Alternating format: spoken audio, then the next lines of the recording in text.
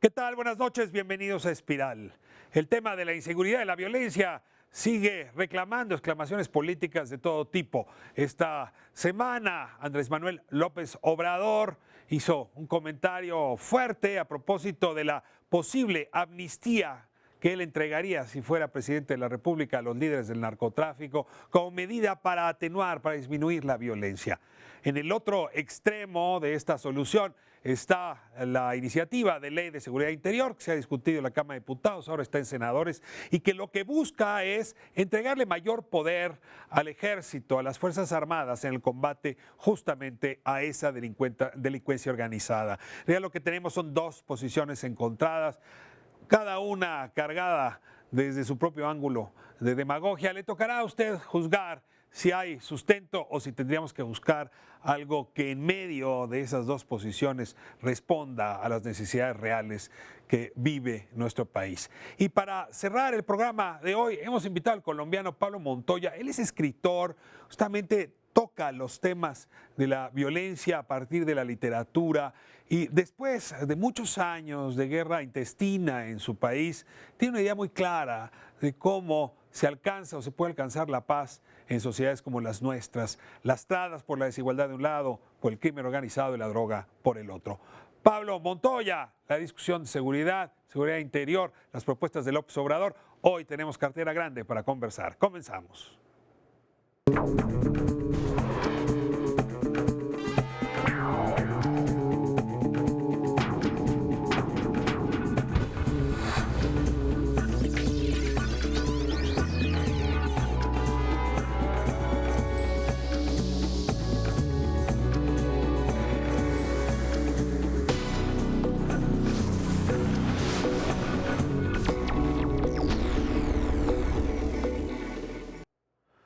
Abrimos nuestra conversación sobre la amnistía o la seguridad interior, perdón que lo ponga en estos términos, pero ayuda a ver dónde está todo el arco de argumentos alrededor de un mismo tema, y le doy la bienvenida pues a quienes le han entrado desde hace tiempo al debate, lo entienden bien, lo conocen bien, han sido muy vocales y les agradezco que hoy lo sean aquí en Espiral. Como esta edición, les pido que ustedes mismas se presenten. Ixchel Cisneros, comenzamos contigo. Pues hola, soy Ixchel Cisneros, yo soy directora ejecutiva de Cencos y la verdad este tema, sobre todo el de la Ley de Seguridad Interior, me preocupa muchísimo en principio porque vivo en este país y porque tengo 3 hijos y no quiero que se normalice la violencia y no quiero que vean a los militares con sus armas largas en la calle, de principio. Vamos a hablar también de la amnistía a los líderes criminales, eso también lo... Bueno, ¿qué te digo yo que soy del estado de Sonora y que me parece una locura darle la amnistía a los grandes capos del crimen organizado cuando hemos vivido en violencia por más de 40 años nosotros? Ni una, ¿no? ni la otra. Ni una ni la otra. A ver qué Considero hay en solución. medio, de eso se trata este programa. Literal, justo de buscar un punto medio. Creo que eso es lo que estamos pensando. Laida Negrete, me da muchísimo gusto de nuevo tenerte aquí. Tú llegaste a este lugar la primera vez presentándonos Presunto Culpable. Cierto. Estás más joven que entonces, yo no. Pero me da tanto gusto verte aquí otras veces. Bienvenida. Así es, Ricardo. Llevo 20 años estudiando el tema de seguridad pública y justicia penal y me preocupa muchísimo los dos temas. El tema primero de que vivimos en un momento crítico para definir qué hacer con la política de seguridad pública y de justicia. Y tenemos dos ocurrencias. Una es la amnistía y otra es militarizar al país. Y las dos hay que ponerles un alto y sobre todo hay que debatirlo ampliamente y por eso me gusta estar aquí. Ahora trabajo en el World Justice Project, soy investigadora ahí, hacemos recolección de datos duros, pero damos mucho seguimiento a la política pública y a las leyes y por eso me encanta estar aquí con otras dos expertas. Pues muy feliz de tenerte, Laida, y desde luego también nos da gusto tener a Rocío Culebro, amiga, compañera de más de un debate, y hoy da gusto tenerte en este espacio. Pues muchas gracias, Ricardo, por invitarnos a hablar sobre un tema que sin duda nos tiene con una gran preocupación, porque me parece que estamos en un momento en que hay un quiebre en la política pública con respecto a la seguridad ciudadana y que ante tantos problemas de inseguridad en diferentes niveles y perspectivas, las autoridades, los responsables no han sabido cómo atacarla. Y creo que se salen por una vía que es muy fácil y vendible, que es que los militares entonces se ocupen de las labores de seguridad. Yo hablo desde mi perspectiva como defensora de los derechos humanos desde hace también más de 20 años y también como directora del Instituto Mexicano de Derechos Humanos y Democracia integrante del colectivo Seguridad Sin Guerra, que es un colectivo de expertos, organizaciones, periodistas, analistas, estudiantes, abogados de diversas, digamos, tendencias ideológicas, pero que aquí lo que nos conjunta es esta preocupación por qué hacemos con la seguridad pública. A ver, yo creo que podríamos muy rápido pasar por encima del problema y empezar a hablar de las soluciones. Por método, les voy a rogar que cada uno enuncie dónde ven el problema, porque si el problema es, como se decía en época de Calderón, que la droga no llegue a tus hijos, pues una es la política. Si el problema es que las mafias distintas del crimen organizado traen control sobre regiones enteras del país y el Estado legal ya no llega, el enfoque es otro. Si el problema son, sumo rápido, 170,000 muertos entre 2007 y la fecha y alrededor de 40,000 desaparecidos, entonces el problema es otro. Si esto es una guerra, entonces, a ver, yo quisiera que me dijeran, perdón que las obliga a esto, pero ¿cuál es el problema del que vamos a hablar hoy? Es decir, ¿qué hay detrás de la palabra inseguridad y violencia? ¿Cuál es el problema? En mi caso, bueno, por lo menos yo así lo entiendo, que tiene que ver totalmente con la impunidad y la corrupción. O sea, es la base de todo que ha terminado en que tengamos un país donde teníamos 10,000 muertos anuales y ahora tenemos 23,000 muertos anuales. O sea, el problema de este país es la impunidad y la corrupción. Sí, y creo que de ahí se deriva todo. Y en Pero este no es al caso... revés, en serio, te lo pregunto. El problema no es que tengamos 170,000 muertos y que entonces la corrupción y la impunidad ya tengan que ser atendidas. ¿O el problema es de impunidad y la corrupción y los muertos son secundarios? Literalmente yo creo que los muertos han seguido sumando porque no hay castigo. Entonces, la impunidad que tienen los criminales, la misma clase política, ha hecho que esta bola de nieve siga y siga y siga creciendo. Para ti la impunidad y la corrupción es el problema. Para ti Pero yo me iría un paso atrás y diría que hay impunidad y hay corrupción porque no hay instituciones básicas para el Estado de Derecho. ¿Y cuáles son? No hay policías. No hemos invertido en policías que estén bien reclutadas, bien capacitadas, bien pagadas y bien entrenadas para el día a día, para los distintos tipos de violencia y los distintos tipos de fenómeno. Es muy recurrente tener robo en transporte público y ese requiere una intervención muy diferente a tener homicidios que se parecen a los de zonas de guerra.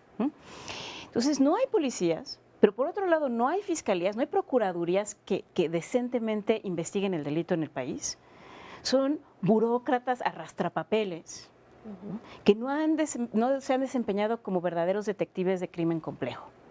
Esa es una agenda pendiente y además ambas, ni policías ni fiscalías, se han desarrollado en esta administración federal. Completamente abandonados. Ese es el problema. Rocío, en una frase, ¿cuál es el problema? En una frase, pues yo coincido lamentablemente en que el problema es impunidad y corrupción, pero también es que creo que no hay rumbo. No hay rumbo en la política, no hay rumbo en la elaboración de las políticas públicas, no hay rumbo en cómo fortalecer las instituciones y entonces pues se pierden. Y perdemos todos. Entonces, me parece que falta claridad en cómo establecer agendas políticas y agendas públicas ante los diferentes fenómenos que tú has enunciado. Entonces dices, el problema es corrupción e impunidad. El problema es falta de instituciones. el problema de falta de rumbo, y perdón que meta mi tema, no, el problema son los muertos. Yo sí empezaría diciendo, aquí hay un problema de 170,000 vidas cegadas. Y sí preguntaría, nada más denme un segundo con ese tema, hay muchas maneras de resolverlo, ¿no? Muchas. Hay quien piensa que detener esas muertes pasa por darle al ejército poderes mayores. Y hay quien piensa que detener esas muertes pasa por la amnistía a los líderes. Decía Andrés Manuel López Obrador, justamente el día de ayer, decía, ojo por ojo, diente por diente no funciona, ¿no? O sea, casi un poco proponiendo, pongamos la otra mejilla, muy, muy religiosa, por cierto, la visión. A ver, les pido que si el tema fuese las muertes, sí la posibilidad de la amnistía podría mitigarlo. Por cierto, ya lo habíamos oído de algunos líderes del narcotráfico, ¿eh? La Tuta, por ejemplo, lo propuso en 2009. Cierto. Entonces, con seriedad, ir a una amnistía podría detener esa ola de mortandad. Yo creo que un proceso de pacificación es algo que hay que considerar seriamente. Pacificación a la colombiana, pacificación... Justamente, explorar los mecanismos de pacificación. Yo sí estoy convencida que los homicidios no se combaten cuerpo a cuerpo. Es más, ni el narcotráfico se combate cuerpo a cuerpo. Entonces, un proceso, cuando hay una situación de guerra, es indispensable analizar procesos de paz, ¿no? Y aún por ejemplo, programas muy exitosos en Boston, en Nueva York, utilizan procesos de pacificación con grupos locales. Es decir, ¿saben qué? Alto al fuego. Drogas y muertes no, por ejemplo, ¿no? Y lo hacen. Y hacen reducciones dramáticas. No digo que esa sea la solución así de entrada, pero digo que hay que estudiarlo seriamente.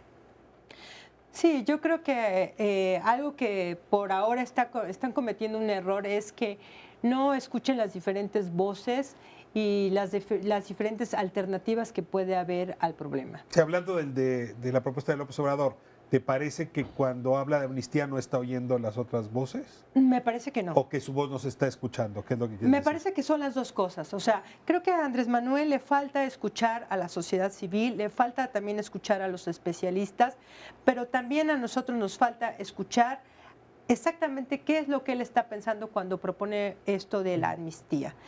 Sin duda, en otros países como en Colombia, utilizaron diferentes modalidades porque, bueno, tenían más de 50 años entre la guerrilla, la inseguridad, el narcotráfico. Entonces, pues hay que echar a andar la imaginación. Ahora, en Colombia, vamos a hablar con Pablo Montoya en un momento, pero en Colombia no le dieron una amnistía a No. Pablo Escobar y demás líderes. ¿eh? No. Fue a los líderes de las FARC, del grupo paramilitar. Otra historia es que las FARC hayan estado metidos en drogas, pero claro, digamos, hayan sido traficantes de drogas, pero es distinto. Es decir, Sí. López Obrador está pidiendo un poco tratar a los líderes del crimen organizado como si fueran las FARC, y ahí es donde yo me siento un poco incómodo. A ver, me gustó esto que dijiste hace un momento. No es lo mismo en este país venir del norte que venir del sur, o venir de Guerrero que venir de Morelos o de la Ciudad de México. Totalmente. O sea, que nos pregunten a la gente de Sonora o de Sinaloa qué se siente tener al ejército en las calles desde hace, bueno, yo tengo 30 años, pero desde hace 40 años, ¿no? Y que el crimen no baje en lo más mínimo, ¿no? No disminuya y cada vez se normalice mucho más la violencia y cada vez veas más militares y más armas por todos lados y los niños crezcan con esta imagen. Es totalmente distinto a vivir en la Ciudad de México y que de repente si pasas por el campo militar verás a algún militar, ¿no? Pero déjate, tengo ahí. Esos son estados donde se le ha dado amnistía a los capos. O sea... Pues no amnistía, pero se les ha dejado en Sonora, trabajar. yo quiero saber cuántos líderes del narcotráfico han sido detenidos. No. En Durango, en Tamaulipas, o sea, 97 para acá, ¿cuántos han sido detenidos? O sea, si algo se ha hecho es darles amnistía. Claro. Literal, si yo... Entonces, si el ejército ha sido culpable o la amnistía, nada más para O entender. las dos. O sea, justo es eso, subirle un poco el costo político, o sea, sí, el costo político a la clase política de que no han sabido hacer las cosas y no tienen una estrategia de seguridad que haya funcionado y que realmente, como bien decías, lo de las muertes y los homicidios, o sea, no nos han dado el derecho máximo que tenemos, que es el derecho a estar vivos. O sea, ahorita ese derecho para muchísimas personas ha sido privado y muchísimas otras personas tienen miedo de que les priven de ese derecho. Y en efecto, ahorita que cuentas lo de que en Sonora les daban amnistía, o sea, yo me acuerdo perfecto cuando todavía estaba Guillermo Ortega en las noticias en la noche, que anunciaran que habían agarrado así a un capo grandísimo a la vuelta de la casa de mi tía. Y todos sabíamos que vivía ahí desde hace muchísimos años y que hacía fiestas y cerraba la calle y sabíamos cómo se llamaba y conocíamos a su familia. Y era como la noticia del año y más bien todos era como algo habrá hecho para que lo hayan agarrado. Porque si yo, que tenía 12 años, sabía dónde vivía, me quedaba claro que la inteligencia y el gobierno mexicano sabían dónde vivía, ¿no? Y sí, y gracias a eso creció el crimen organizado a los límites a los que estamos ahora. Solo para redondear, ustedes oyeron la noticia de la declaración de López Obrador. Sí. Me interesa, porque esto es subjetivo, saber si les pareció un planteamiento completo, bien pensado, o fue una ocurrencia Pues, guerrerense porque estaba en Guerrero. temeraria sí, y ocurrente, mal planteado. No, No se plantea- una irresponsable. amnistía no se plantea así, ¿no? Irresponsable además, porque Y no, en pésimo momento, y en el peor, o sea, en Guerrero, hazme el favor, ¿no? O sea, que ahorita tienen los peores índices de violencia y Imagínate de los inseguridad. papás de los 43. Exacto, demos la Oiga, le amnistía. vengo a proponer que le demos amnistía a los que desaparecieron a sus hijos. Literal. Sí, es un poco agresivo, ¿no? Por No, decirlo bueno. menos. Y el ejército reaccionó muy enojado. O sea, tanto Cienfuegos como Soberón reaccionaron. El observador dice que los mandaron regañarlo, pero en realidad reaccionaron enojados por el planteamiento. ¿Tenían razón? Mira, yo creo que no es si tienen la razón o no, me parece que estuvo mal planteado lo que dijo Andrés Manuel. Y quizás quienes tendrían que haber respondido era el secretario de Gobernación u otros, ¿no? ¿Por qué ellos se sienten agraviados? ¿Por qué el ejército se siente agraviado cuando hablas de una amnistía? ¿No deberían de ser los civiles los agraviados? ¿No deberían de ser las víctimas también? ¿No debería de ser la ciudadanía en general? O sea, ¿por qué responden? ¿Por qué responde el ejército? A mí a veces me parece como muy interesante que ellos salgan a responder en lugar de que salgan Es que otros. da tono para la siguiente conversación. Sí, cuando se habla de temas relacionados al ejército, y desde luego la discusión sobre la ley, la iniciativa de ley de seguridad interior es uno de esos temas, el ejército reacciona como si estuviera agraviado. Y sus defensores salen como quien tiene que arropar a alguien que está agraviado. O sea, sí es cierto que ese es el tono de la discusión. Totalmente. Y entonces nos impide ser como más objetivos, más tranquilos, más ecuánimes, más parsimoniosos para discutir asuntos que son importantísimos, decía Excel, para sus hijos, los míos, todos nosotros. Me voy a ir a corte y regresando ahora quiero revisar la otra propuesta, porque literalmente en este país vivimos en los opuestos, ¿no? De la amnistía a la ley de seguridad interior, que plantea exactamente lo contrario, más poder al ejército, más fuerza para que Tampoco pueda esa es la enfrentar el salida. crimen. Vamos a corte y regresamos a ver qué tal está esa otra idea como solución a la guerra, a la cantidad de muerte que estamos viviendo.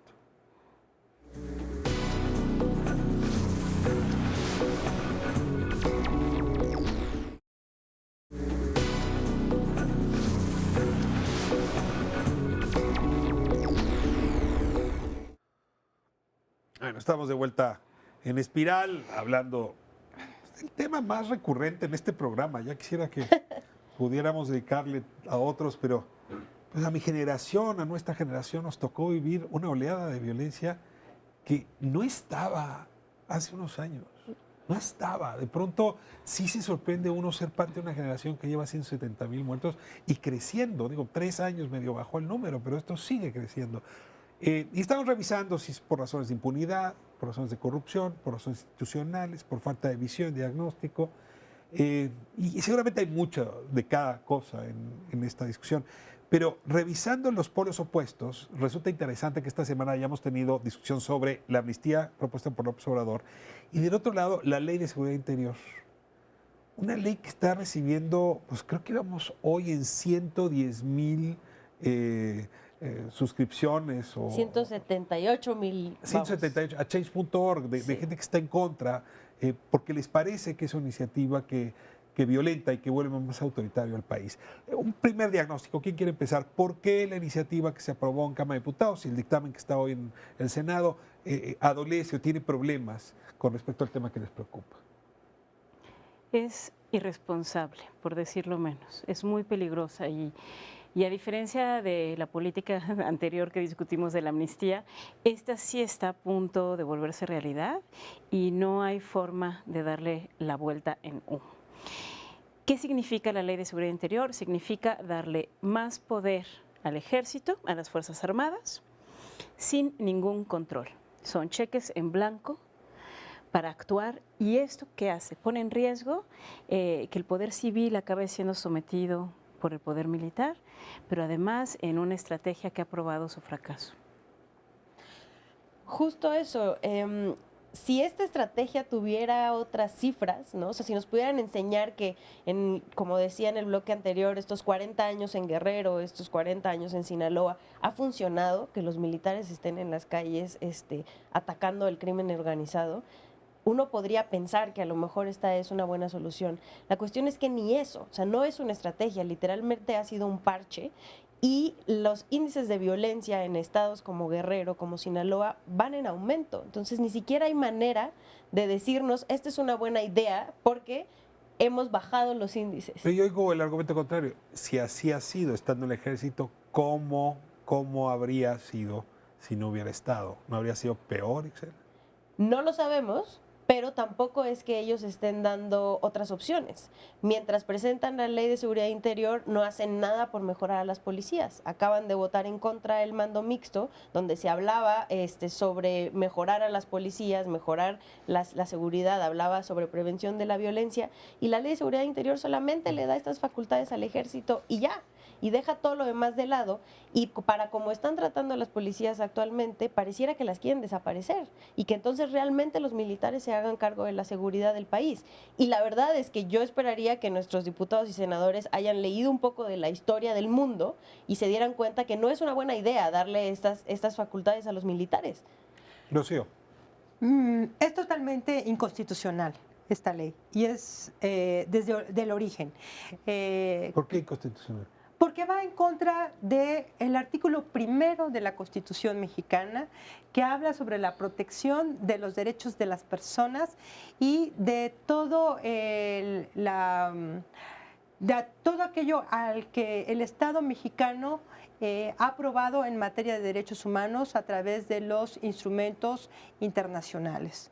Entonces, si eso dice la Constitución, lo que están haciendo con esta ley de seguridad interior, que además es muy confuso el nombre, seguridad interior, que va a estar en manos de los militares, no, es una ley confusa, es una ley sin controles, es una ley donde quienes pueden pedir la intervención del ejército es los gobernadores, se lo piden al presidente de la República, y el presidente de la República lo puede solicitar, decretar.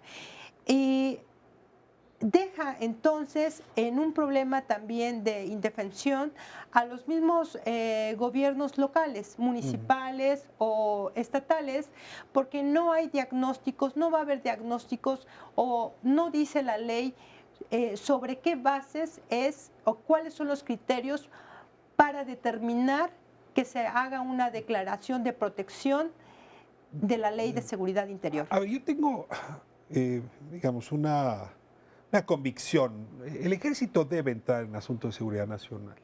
Así, mañana nos Y lo establece declara, la Constitución. si mañana eso nos no está declara la mal. guerra a Honduras, Claro. o nos la declara Putin, el ejército debe proteger nuestros derechos Sí.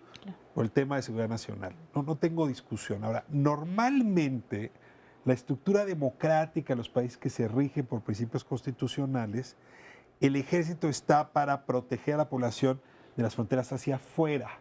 Los Estados Unidos son muy sensibles frente a la idea de que haya uso de fuego de parte de militares dentro del territorio. Estados Unidos es una cosa inimaginable. Contra los connacionales, claro. Entonces, ahora, cuando de pronto hay temas de ciclones, en fin, que pueden ser amenazas a la seguridad nacional, maremotos, terremotos, el ejército entra y entraba para asuntos de protección civil. El problema es cuando de pronto todo podría ser seguridad nacional. Es decir, desde el policía auxiliar que guarda un banco, pasando por el que detiene al raterillo que estaba llevando una bicicleta, hasta en efecto el que aprende a alguien que estaba traficando drogas o el que va y enfrenta a un gran capo que tiene ya un control sobre un municipio entero. Entonces, de repente, si la definición de seguridad nacional se extiende, lo que estamos diciendo al ejército es puedes participar en cualquier asunto de seguridad. Eso Y es lo que cualquier dice. ¿Cabe momento. que eso sea lo que esté pasando con la ley? O sea, No, que eso ese sea lo el que truco dice. más Lo que delicado. dice la ley es habrá incursiones militares en cualquier lugar de la República por tiempo indefinido en cualquier área que tenga que ver con seguridad, porque la definición es tan amplia que permite que sea todo. Es un problema de definición. Sí, no, bueno, de definición y además de falta de controles, porque la misma ley da toda esta autorización, este cheque en blanco, y después dice que nada de la información que se genera a raíz de estos operativos va a ser consultable, ¿no? Se le da inmediatamente el rango. A ver, déjame, nada más para ordenar la discusión. Primero hay un problema de definición. Es decir, la definición de seguridad interior, que es este híbrido entre seguridad pública y seguridad nacional, es muy amplia. Y peligrosa. Ajá. Sí, la dejan muy Se vaga. asemeja a la de seguridad nacional demasiado y subsume a la de seguridad pública. Sí. Sí, Ese es el problema Sí. de definición, no traza fronteras. sí. Ok. Ahora, vamos a este otro que tú estás tratando. Es que en realidad trataste dos que vale la pena reflexionar sobre eso. Uno es, le permite al ejército, sin necesidad de declaratoria de seguridad interior, prevenir, enfrentar, Investigar. investigar y resolver asuntos relativos a la Agenda Nacional de Riesgos de Seguridad Nacional, lo cual en efecto le está entregando facultades pues, entre CISEN, Procuraduría. No, una super policía que hace que de es- todo y que además se puede quedar, como bien decía, a diferencia de lo que lo que dicen quienes están a favor de la ley, se puede quedar todo el tiempo, porque sí en uno de los artículos dice que será por un año, pero esto será aplazable hasta que se resuelva el problema. Entonces, bueno, pues por lo menos en Sonora, Son cheques por un año, ¿no? sí, o sea, pero esos No, cheques pero tendrían- se puede indefinidamente Exacto. renovar. hasta que se resuelva el problema. Pero se así entiende, ¿no? dice. Que la declaratoria sería año con año se tendría que estar refrendando. Claro, pero Pues lo deja tan vago que ni nosotros mismos podemos estar de acuerdo en Pero- esto. O sea, tú piensas que es año por año, yo pienso que es un año y después el gobernador Indefinido. dice, ¿saben qué? No puedo nunca jamás que se quede el ejército para siempre. Así dice la ley. Es un año y después se podrá modificar y prorrogar hasta que estime el presidente. Pero a ver, Ricardo, perdón que interrumpa. Si ahorita ya llevamos 10 años en que los militares están ayudando en la persecución del delito Que, por relacionado cierto, con el Rocío, Es narcotráfico. falso eso.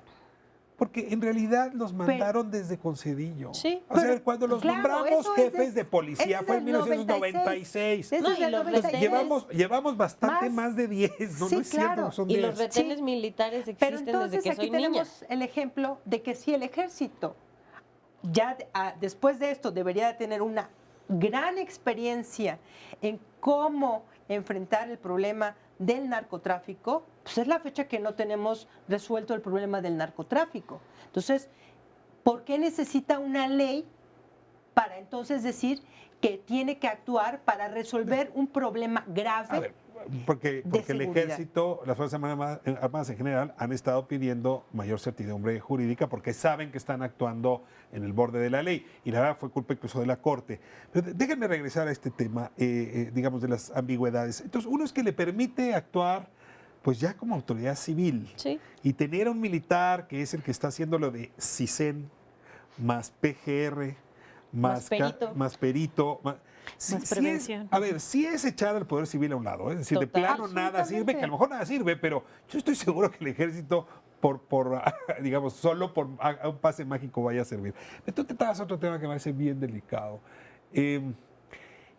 La propia ley dice que es el presidente, y no está claro si esa solicitud de los gobernadores, porque podría actuar en contra de los gobernadores e incluso en contra de los presidentes municipales. Está claro que puede actuar en contra de los gobernadores, ¿eh? Este es un atentado al federalismo. Sí, totalmente. O sea, el poder nacional Que y tanto abajo, se presume. ¿no? además. Resulta que pues sí, es que ya estamos en el gobierno centralista. A ver, Sí, ¿cómo porque son está dos esa supuestos, parte? porque hay el supuesto donde haya solicitud de la entidad federativa, que es a través del legislativo de la entidad federativa, pero también es a Del opinión del Congreso. presidente. El presidente puede decir, señores, Se se va, acabó. se Oiga, acabó. pero a mí me eligió el pueblo.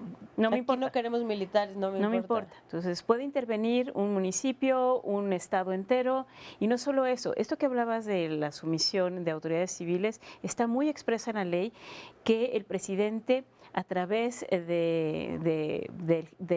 las cabezas de las Fuerzas Armadas, va a designar un comandante que a su vez va a ser el que mande en la región a todas las autoridades civiles, pidiéndoles información. Virrey como el señor Castillo, Virrey, nada más que militar. Ni el ¿no? presidente tiene facultades de pedir Sí. información de todo tipo, incluso a órganos autónomos. Comisión Nacional de Derechos Humanos, quiero que me des información sobre esto, y así. Unos pequeños virreyes, ¿no? Estos comandantes, sometiendo a toda autoridad civil. Y vamos a la última, información. Ya Laida lo adelantaba. La información relacionada con la seguridad interior, que chupa, subsume seguridad pública y se asemeja a la seguridad nacional, podrá ser Reservada, guardada en el closet. absolutamente. No podrá, Es decir, oiga, yo será, quiero saber será. cómo se persiguió tal delincuente. Oye, y si no era Todo es delincuente. seguridad nacional. Oiga, quiero saber cómo hizo su papel. Todo. ¿Cuánto gastaron? ¿No? ¿En qué gastaron? No vamos a saber, nada. Pero esto es una regresión. Estamos entonces, si Pero estábamos... regresión aquí a hable- 1910. Pues claro, pero entonces, ¿qué es lo que está sucediendo? ¿Por qué el Senado quiere forzosamente, entre hoy y mañana, aprobar una ley que es totalmente, como digo y sostengo y sostenemos, inconstitucional, antidemocrática, va en contra de toda la normatividad nacional, Me queda minuto y local medio. ¿Por qué? e internacional? ¿Por qué? ¿Por qué? Pues porque va en contra de lo que la misma Constitución lo dice, porque además es darle un poder a una persona rompiendo todas las reglas democráticas de este país. ¿Por qué los legisladores están haciendo esto tan al vapor y de manera tan sin comprender la complejidad y las consecuencias? Yo creo que tiene Es que una ver también decisión quiénes política. los están, quiénes están promoviendo esto, ¿no? Uno de los principales impulsores es Roberto Gil Suárez, que trabajó con Felipe Calderón muy de cerca y es uno de los impulsores de la guerra contra el narco y que le deben esta ley a los militares que ellos aventaron a la calle con todo. La conjetura.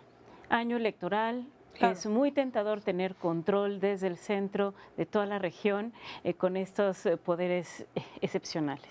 Y la segunda es, los militares quieren más poder.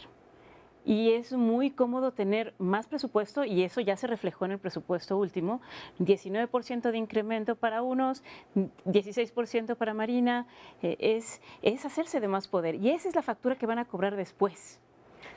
Yo no puedo hablar mal de las personas, o sea, no me atrevería a hablar mal del general Cienfuegos o del almirante Soberón, pero mirando la historia del mundo, esto que está diciendo Laida es regla. Una vez que los militares salen a la calle, no hacen más que crecer su poder y en efecto se vuelven diabéticos frente al presupuesto, es decir, no pueden vivir sin esa insulina. Venezuela. Y van Entonces, a querer vivir con el poder, para poder. ¿cabe que estemos en un momento donde el poder Muy del crítico. ejército sea tal que ahora los civiles no puedan hacer nada? No, hoy los civiles podemos hacer algo. Tenemos que frenar esta ley, por favor. O sea, de verdad, depende de nosotros. Y me parece que no hemos sabido transmitirle a la gente lo importante que es que exijamos a estos tipos y tipas que, por favor, no aprueben algo así. Yo les llamo legisladores para ver si con eso los conmuevo. Construir instituciones democráticas se hace con demasiado esfuerzo, pero se pueden caer con el soplido del lobo. Que la nación se los demande si arrojan a nuestros hijos y a las siguientes generaciones a una situación indeseable. Hemos invitado para el último segmento a Pablo Montoya. Hoy mirar a Colombia es fuertemente inspirador. Pablo Montoya es un escritor dedicado a pensar la paz imperfecta, pero la paz, que siempre es mejor que la guerra. Como escritor, como colombiano, como intelectual serio, creo que puede ayudar a darle oxígeno a esta conversación. Regresamos.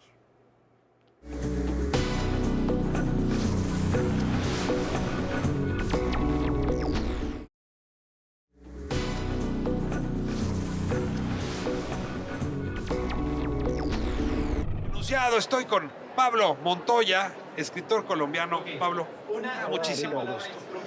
Pablo, tu obra y tu vida gira alrededor de los temas de tu época. Uno no puede abstraerse de la época. ¿Podrías escribir y no hablar de la violencia? ¿Podrías escribir y no pensar en la paz cuando nuestra generación ha sido una generación afectada por esos fenómenos? Es muy difícil, Ricardo, sobre todo en el caso mío, que he sido directamente golpeado por la violencia. Mi padre fue asesinado en 1985 por una brigada revolucionaria del ELN, Ejército de Liberación Nacional. Algunos amigos, muchos. ¿Qué hacía tu padre? ¿Cómo ocurrió? Era médico. Era un hombre que no tenía nada que ver con con las militancias políticas. Era un hombre, digamos, en derrota, un hombre muy frustrado, que estaba decayendo terriblemente, y bueno, se encontró con la muerte, con una especie de atraco al lado de su consultorio, y era una de estas brigadas revolucionarias. Se cobraban lo que decimos en Colombia: vacunas, impuestos. Aquí tenemos derecho de piso. Exactamente. Mi padre se tropezó con esta situación, le dispararon, y bueno, a raíz de este disparo murió. ¿Qué edad tenías tú, Pablo? Yo tenía 23 años. Muy joven, te quedaste huérfano. Muy joven. Y creo que esa muerte, en mis libros, he tratado como de hacer un duelo con esta muerte, que no solamente la muerte de mi padre, sino la muerte de una víctima más de la violencia colombiana, y sobre todo la violencia en Medellín. Varios de mis libros de cuentos, una novela que se llama Los Derrotados, abordan este asunto de la violencia directamente, y es inevitable hacerlo en el país en el que yo he nacido, en el que he vivido, y ahora que estamos confrontados a esta paz acordada por el gobierno y la guerrilla de las FARC, pues evidentemente como escritor hay que asumir este asunto, y es lo que he tratado de hacer en mis ensayos, en mis intervenciones públicas y también en mis escritos. Déjame entrar en ese tema, porque para la audiencia mexicana es difícil de entender por qué un acuerdo que le puede poner fin a la violencia fue sometido a referéndum y por qué perdió. Digamos, no hay males ni soluciones perfectas, Claro.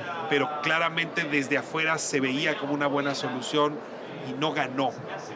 ¿Cómo interpretas tú o cómo nos explicas a nosotros estos resultados? Colombia es un país actualmente muy polarizado.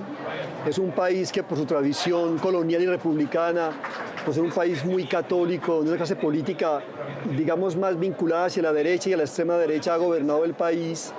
Digamos que la población colombiana ha recibido toda esa herencia, ¿no? Entonces hay un tremendo recelo y una gran desconfianza y un rechazo profundo hacia todo lo que tiene que ver con el comunismo, con el socialismo. Y la guerrilla de las FARC, siendo una representante de estas ideologías, además sabemos que cometió grandes crímenes, secuestros, sobornos, una lucha contra el Estado que también cometió muchos crímenes, produjo muchas víctimas, y desde hace varias decenas de años el gobierno colombiano ha tratado de firmar una paz con esas guerrillas. Durante la época de Bernardo Betancur en la década del 80, durante la época de Pastrana en la década del 90, el mismo presidente Uribe intentó hacer un acuerdo de paz con las FARC. Finalmente Santos, el presidente actual, lo logró. Te detengo aquí. Cuando Uribe se dio cuenta que no podía firmar, decidió aniquilarlas. Y eso acrecentó la violencia. O sea, esa opción ya se ha seguido. Y sin embargo, ahora que Santos logra otra solución, una solución pactada, Uribe convoca para destruir ese acuerdo de paz. ¿Por qué? Es bastante complicado explicar por qué. Yo creo que por un lado es porque esos acuerdos atentan contra una clase política, una clase dirigente, una serie de ricos tradicionales colombianos que están vinculados con el mundo del agro, a la ganadería particularmente. Porque en los acuerdos se reparte tierra. Por supuesto, el gran problema de Colombia ha sido la tal reforma agraria que nunca nos ha llegado, o ha llegado pero de diferentes formas. Entonces yo creo que esos acuerdos de paz afectan un poco los intereses de esa clase política vinculada a la extrema derecha y a la derecha que representa Uribe, ¿no? Porque los acuerdos de paz pretenden de alguna manera hacer una especie de reforma agraria, ¿no? Y eso afecta profundamente los intereses de Uribe. Uribe le ha hecho creer al país, además, que los acuerdos con las FARC podría inducir al país a que se convierta en un país castrista o chavista, lo que se llama en Colombia castrochavismo. Y es una relación completamente... Se llama noticia fabricada o fake news. Por supuesto. Y el pueblo ha creído en eso, por supuesto. Tú has sido muy vocal en la idea de un acuerdo por la paz, aunque esa paz sea imperfecta. Comparte la audiencia tus argumentos. ¿Qué le respondes a Uribe? ¿Qué le respondes a estos terratenientes? ¿Qué le respondes al pueblo colombiano que no alcanza a ver la sofisticación de los argumentos en juego? Bueno, somos un país que desde la colonia, desde la independencia, ha estado enfrascado en guerras continuas, siglo XIX, siglo XX, guerra de los 1000 días, guerras partidistas, guerras narcotraficantes, guerras con paramilitares, guerras con las guerrillas, delincuencia en común, bandas criminales. O sea, somos un país que no paramos de hacernos la violencia nosotros mismos. Y es necesario que la ciudadanía entre a reflexionar sobre la urgencia de que vivamos en paz. Yo creo que los acuerdos de paz en este momento, a pesar de los problemas que tiene, por supuesto, yo siempre he dicho que son acuerdos firmados por victimarios, no por víctimas. Es un acuerdo que ha favorecido mucho al país porque la violencia se ha reducido. O sea, si tú ves el tiempo que ha pasado en este último año que han durado los acuerdos, el número de muertos se ha reducido ostensiblemente y eso ya es suficiente para aprobar esos acuerdos. Lo que pasa es que Colombia es un país que está muy, digamos, muy politizado, hay una clase corrupta que no deja que los acuerdos avancen verdaderamente. Y es un país, para volver a la pregunta tuya, ¿por qué perdió el referendo a favor de los acuerdos de paz? Porque el país se deja manipular, el pueblo se deja manipular por estas ideologías de la derecha que representa claramente el presidente Uribe. Y cuando se firmó o cuando se llamó a la gente para ir al referéndum, se le dijo que firmar, apoyar los acuerdos de paz significaba entregar el país al comunismo, al ateísmo, a una guerrilla que iba a permitir las libertades sexuales, es decir, a una suerte de fantasmas que habitan en el imaginario colectivo del pueblo colombiano. Y claro, todos los pastores religiosos colombianos apoyaron y le dijeron a sus feligreses que apoyaran que rechazaran este referéndum, y por ello fue que ganó el referéndum, ¿no? Fue una manipulación claramente política. Tú eres profesor, eres escritor, eres un intelectual público. Te has dedicado a cambiar los referentes a través de tu obra literaria, referentes de discusión. Concretamente, y te cambio completamente el tema, la novela, ¿cómo puede ayudar para comprender mejor esta construcción de espacios de paz, de espacios civilizados o civilizatorios que se sienten en tu obra? ¿Cómo ocurre la novela, que la novela sirve de instrumento para ello? Bueno, yo siempre he pensado que las novelas no son como los libros de economía, que transforman radicalmente las sociedades. Una novela jamás hará lo que hizo, por ejemplo, El Capital de Marx. O el de Piketty. Exactamente, pero yo creo que las novelas inciden en los lectores, las novelas abren imaginarios, abren perspectivas. Lo que yo he hecho con mis novelas en particular es mostrar como la otra cara de la historia, ¿no? Es lo que yo he hecho con Tríptico de la Infamia, que es una novela que aborda estas guerras de religión y de la conquista de América y le da un espacio, digamos, a los vencidos, a los que no han puesto su cuota como vencedores, sino como vencidos.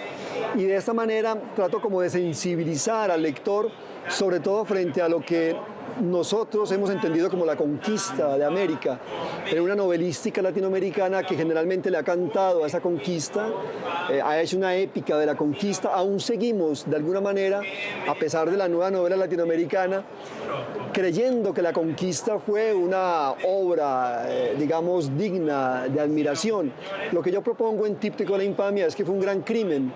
Y yo creo que lo que la novela mía suscita en el lector es como una especie de despertar, digámoslo así, como una especie de conciencia de lo que fue ese periodo histórico tan sombrío que denominamos la conquista de América, ¿no? La violencia puede ser presentada en oda y yo veo muchos productos tanto en el cine, la propia literatura, la música, que ensalzan la violencia. No quiero citar obras en concreto, pero cómo gustan las narconovelas, los narcocorridos, en fin. ¿Cómo le hace un escritor para tratar estos temas sin deslizarse hacia ese elogio a la violencia? Sí, es muy, muy complicado. Yo justamente lo que he tratado de hacer en Colombia, que es un país donde la violencia es tratada literariamente de una forma, ha sido tratada de una forma un poco obscena, o un poco espectacular, un poco amarillista. Lo que he tratado es como de darle otro tratamiento a este asunto. Mis novelas, mis cuentos están sin duda atravesados por la violencia, pero yo siempre he tratado este asunto desde la perspectiva del arte. A mí me interesa es mostrar cómo una conciencia artística padece, sufre, se esperanza en medio de contornos turbulentos, socialmente hablando. Entonces, claro, cuando yo, por ejemplo, escribo una novela sobre el exilio de Ovidio, Lejos de Roma, una novela situada en el primer siglo de nuestra época, de alguna manera estoy planteando asuntos de lo que es el exilio nuestro, ¿no? Actualmente. O sea, es como salirme un poco del centro del país, del centro de nuestra propia realidad, y lanzar una mirada un poco diferente, sin olvidar, por supuesto, la reflexión continua frente a la violencia. Nunca me ha traído me interesa como fenómeno literario la narconovela, por supuesto, la novela Los Sicarios, como la llamamos en Colombia, la novela de la violencia, de la nueva violencia. Pero te interesa como lector, no como escritor. Sí, y como profesor de literatura abordar estos temas, pero como escritor jamás me ha traído la escritura de una novela policíaca, de una narconovela. Esos asuntos no me interesan como creador, porque prefiero la otra perspectiva y porque además me interesa mucho, Ricardo, el tratamiento poético de la narrativa novelística, ¿no? Me acuerdo en este libro de 6 propuestas para el próximo milenio de Italo Calvino. Calvino sugería enfrentar la realidad como Perseo enfrentó a Medusa, es decir, mirando a Medusa a través de su escudo que usó como espejo. Porque si miras de frente a Medusa, te galvanizas, te vuelves de piedra. La literatura es ese espejo. No puede ser la mirada desnuda de la realidad. Ayuda a filtrar, ayuda, decías tú, a partir de su poder estético, a mirar de forma distinta estos episodios que son dolorosos. Claro, sí, me parece fundamental esa teoría de Italo Calvino. Yo creo que de algún modo yo la he seguido, ¿no? Porque está el otro espejo, el espejo de Stendhal, ¿te acuerdas? El que se pone en la carroza mientras va recorriendo el camino y el espejo capta todo lo que rodea a la carroza, ¿no? Igualmente es válida, pero yo creo que la propuesta mía y de algunos otros escritores colombianos es abordar esa violencia así, desde el planteamiento que propone Italo Calvino con el espejo de Perseo, ¿no? Con el escudo de Perseo. Déjame pedirte, siempre es abusivo estas comparaciones, pero lo digo de broma y no tanto. Hace algunos años, los años 80, cuando el narcotráfico crecía en México, cuando la violencia empezó a desarrollarse, algunos con un dejo de frivolidad decía, nos estamos colombianizando. Era un verbo utilizado, una palabra utilizada para llevarte a un estadio de México que era indeseable. Hoy, decir nos estamos colombianizando es exactamente lo inverso. Es aprender de lo que ustedes hicieron, de cómo salieron de muchos de estos problemas, de cómo están enfrentando la violencia. ¿Qué querría decir en este año, 2018, colombianizarse para México? Bueno, yo creo que es fundamental lograr que el conflicto con los narcos se reduzca. Ahora, ¿qué puede pasar? ¿Qué es lo que ha pasado en Colombia? Es que los narcos pierden como su gran protagonismo que tenía en la época de Pablo Escobar. Pablo Escobar quería tomarse el poder. Los narcos en un principio quisieron tomarse el poder. o acercarse, coquetear con él. Finalmente, con Pablo Escobar aprendieron los narcos a que eso no era posible. Entonces los narcos en Colombia ahora siguen existiendo, pero están mimetizados. Están debajo de las coladeras. Exactamente. Y se han filtrado en todas las capas sociales, e inclusive sus modos operandis han intervenido en todos digamos, los sectores culturales, deportivos, artísticos. O sea, han impregnado el país completamente con su forma de entender y comprender el mundo. Te entiendo. Se mimetizan y para hacerlo deben dejar de ser protagónicos. Ese es un cambio cultural fundamental. Es decir, eso es lo que se está presentando y es lo que se ha presentado en Colombia. Es decir, decir que los narcos ya desaparecieron de una ciudad como Medellín es una estupidez. Eso es falso. No, es falso, existen, Parte siguen. existente de la economía. Por supuesto. Cuando la droga se legalice, acaso el narco o ese narco que ahora nos caracteriza termine. Pero en este momento los narcos en Colombia siguen Pero a ver, Pablo, vigentes. Tú eres escritor. Nada más cercano a un escritor que el protagonista y el antagonista. Si el narco deja de ser antagonista, el político que es el protagonista pierde también lucidez o lucimiento. ¿Cómo haces que el político deje de presentar la gran guerra contra el narcotráfico para ganar votos o para ganar notoriedad? Bueno, eso es lo que está pasando, por ejemplo, en una ciudad como Medellín, que se nos está vendiendo la idea de que nosotros ya superamos el narco, y el narco no se ha superado. Hay una confabulación un poco siniestra entre la clase política o cierta clase política colombiana, cierta clase empresarial colombiana con los narcos. Lo que pasa es que ahora esto se ha resuelto de una manera, digámoslo, más o menos civilizada, si se piensa en el número de muertos que ahora existen en una ciudad como Medellín. O sea, hemos bajado los niveles de una forma impresionante. Por eso es el milagro de Medellín, porque los muertos por el narco o por diferentes tipos de violencia ha reducido ostensiblemente. Sí, o sea, es una reducción que uno piensa, en efecto, es un milagro lo que se produjo, pero lo que ha habido es una confabulación, son acuerdos. Entonces, esa es la manera, llegar a acuerdos con ellos. Ahora, ¿la presentas incómodo en tus gestos? Pero al mismo tiempo aceptando que no hay de otra. ¿Me ayudas como...? Sí, lo que pasa es que hay una cuestión que es la ética del escritor, y eso es lo que me molesta profundamente, ¿no? Que logremos acuerdos de paz en medio de acuerdos turbios, de negociaciones espurias que se le venden al público de una manera muy loable. Eso es lo que me molesta a mí, las verdades a medias o las no verdades. Si te pido un consejo, ¿cómo tendríamos nosotros que resolver no solo que el antagonista y el protagonista dejen de ser tan notorios, sino los arreglos para disminuir la violencia, los muertos, los desaparecidos? Es muy difícil. Yo creo que una de las cosas que hacen que surjan estas huellas tan dolorosas en la historia de un país es la inequidad social. Hay que resolver la inequidad social. Es fundamental. El narcotráfico es una escalera para quienes no pueden ascender de otra manera. Si no resolvemos la inequidad social, si no hacemos una negociación internacional, unos acuerdos para legalizar la droga, nosotros no podremos hacer mayor cosa, ¿no? Ahora, yo no soy político, Ricardo, yo soy un escritor simplemente que opina, que considera. Yo entiendo la posición del escritor en una sociedad como una especie de conciencia que molesta, que denuncia, que incomoda. Pero yo no soy político y no me atrevería a aconsejar a los políticos, por supuesto, no, porque no es mi campo. Pero sí, como escritor, puedo elevar la palabra y pronunciarme contra lo que ellos hacen. Última pregunta, digamos, en otra esquina de la conversación. Para las sociedades es luego muy difícil superar a un gran escritor. Aquí a la muerte de Octavio Paz o de Carlos Fuentes ha sido muy difícil hallar al sucesor, y mira que siempre está como, somos manada, buscando al sucesor. ¿Cómo supera Colombia a Gabriel García Márquez? ¿Cómo dice, hasta aquí llegamos, ya somos la siguiente generación, déjenos hablar, déjenos escribir. Y por cierto, podemos ser tan buenos como él. Bueno, es difícil porque él puso el tope Y muy Gabo alto. lo puso ¿no? altísimo. Sí, Cien años de soledad, El coronel, No tiene quien le escriba, son novelas extraordinarias.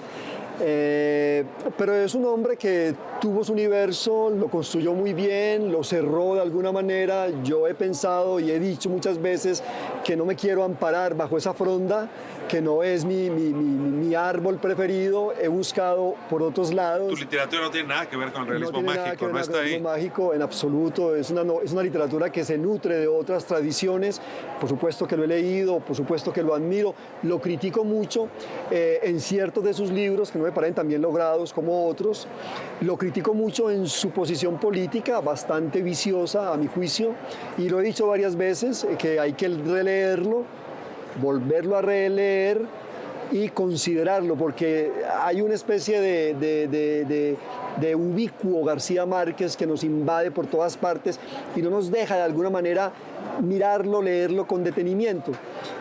Y yo creo que nos falta esa relectura. Es decir, Colombia, la Colombia, por ejemplo, de García Márquez es una Colombia particular, la del siglo XIX y la que comienza con el siglo XX. Y es una Colombia que es la caribeña, pero como es un país más complejo. Es más difícil de asumir esa generalidad del país. García Márquez hizo una aproximación interesantísima, sobre todo a la cultura popular, a ese pueblo mestizo del Caribe, que estaba por lo demás invisibilizado. Y agradecemos mucho esa magnífica obra que él escribió. Pero te digo, pienso que la literatura colombiana y la latinoamericana debe dar un paso adelante, y ese paso adelante es hacer lo que muchos escritores han hecho con sus grandes maestros en sus países, cometer el parricidio, ¿no? Un parricidio simbólico, por supuesto. Estás obligado. Pablo, no sabes qué disfruté. Te agradezco mucho que nos hayas acompañado esta noche a Espiral. Y bueno, esta es tu casa. Si regresas a México, cuantas veces regreses, por favor, háznoslo saber. Bien, gracias, Gracias, Ricardo. Pablo. Muy amable.